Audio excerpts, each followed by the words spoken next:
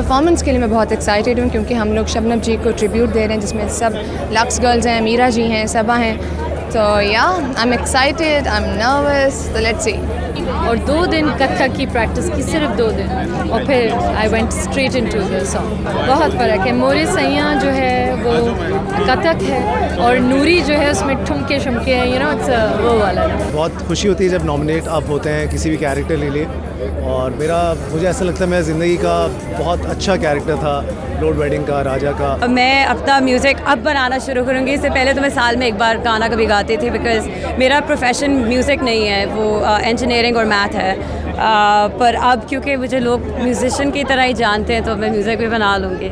So this is the first time that you are going to see the real me. ये चूँकि एक नया दौर है तो इसमें लोगों को थोड़ा सा और वक्त चाहिए। With the passage of time I am sure कि बहुत अच्छी मयारी फिल्में बनेगी और there is no dearth of talent in our country.